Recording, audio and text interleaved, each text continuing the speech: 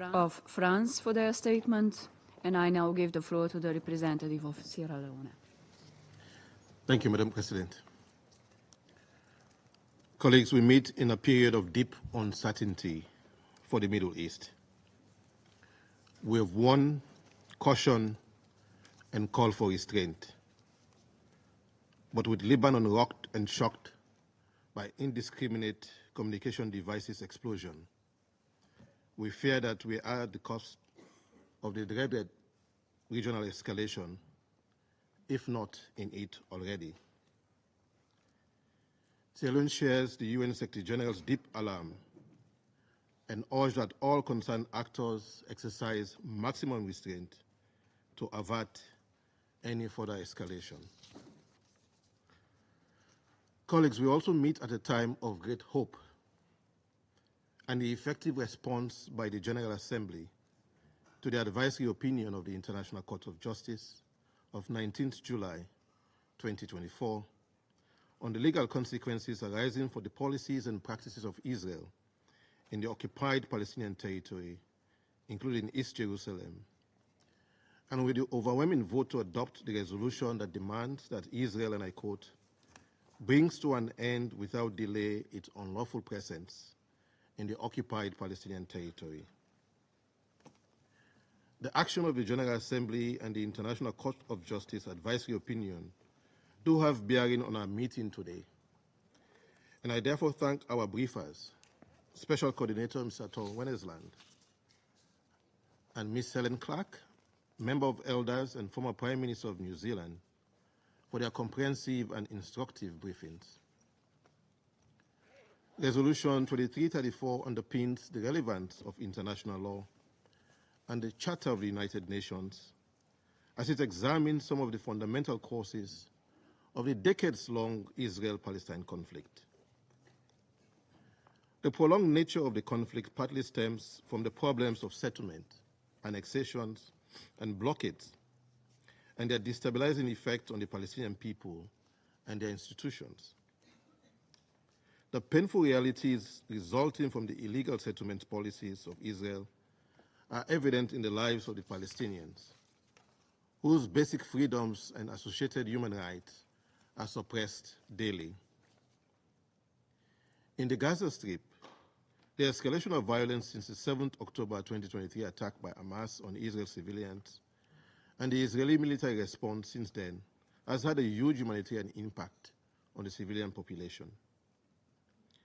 Millions of Palestinian civilians live through a perpetual nightmare of fear, suffering, and trauma for Israeli bombs and guns, while civilians still grapple to access the basic services. Food program highlighted that as winter approaches, the worsening security situation and damaged roads in Gaza will complicate the delivery of vital food, water, medicine, and hygiene supplies to areas where they are critical for the survival of communities. As reported by OCHA, hygiene items such as soap, shampoo, detergent, and sanitary pads for females are in short supply, and families struggle to maintain basic hygiene in overcrowded shelters, which has resulted in high-risk health conditions.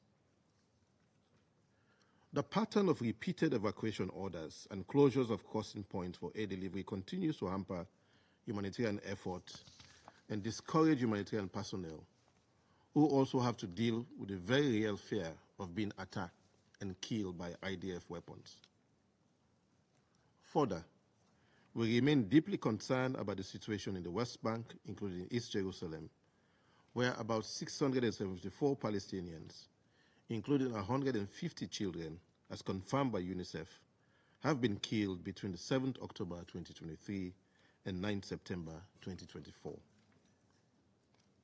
The failure on the part of the conflict parties to take necessary precautions to spare and protect civilians is a grave violation of international humanitarian law. Sierra Leone condemns the resumption of violence in the North and West Bank in Tulkarem, North Shams, and El Farah camps. As reported, this operation affected residential and commercial buildings, which resulted in interruption of basic services in the area.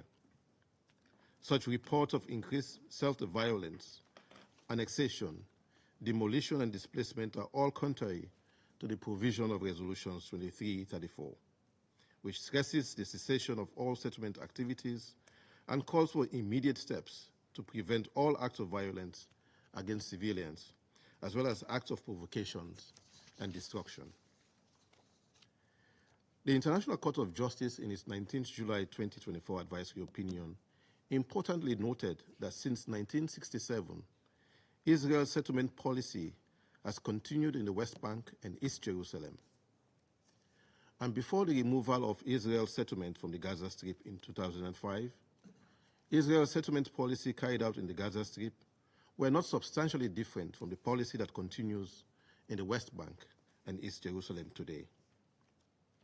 The court, among other things, notes that Israel's construction of settlement is accompanied by a specially designed civilian infrastructure in the West Bank and East Jerusalem, which integrates the settlement into the territory of Israel. The transfer by Israel of settlers to the West Bank and East Jerusalem and Israel's maintenance of their presence is found to be contrary to the 6th paragraph of Article 49 of the 4th Geneva Convention.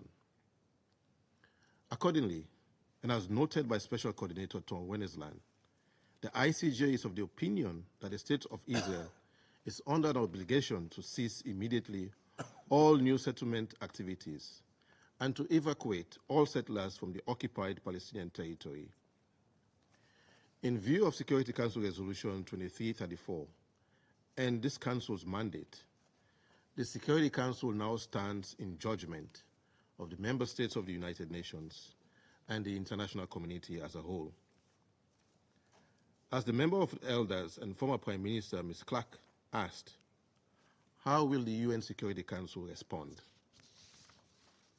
In keeping with the provisions of Resolution 2334, Sierra Leone would like to emphasize the following points. First, the establishment of Israeli settlement in Palestinian territory continues and constitutes a flagrant violation of international law and a major obstacle to the achievement of the two-state solution. New settlement activities must cease immediately and all settlers evacuated from the occupied Palestinian territory. Second, parties to the conflict are reminded of their obligations to comply with international law, including international humanitarian law, the ICJ binding provisional measures on the parties, and customary international law that has been crystallized by the International Court of Justice, even in advisory opinions. Third, we support international efforts towards resumption of peace negotiations to end the hostilities in the Gaza Strip, as endorsed in Security Council Resolution 2735, and that will set in place and in motion a political settlement. The ongoing tireless effort of the mediators, Egypt, Qatar, and the United States needs the impartial support of the international community, especially states with influence on the conflicting parties. Let me close, Madam President, by reiterating Sierra Leone's support for ongoing initiatives geared towards a reformed governance structure of the Palestinian Authority that would guarantee its access to resources and further strengthen its autonomy and influence. The two-state solution needs a strengthened Palestinian Authority.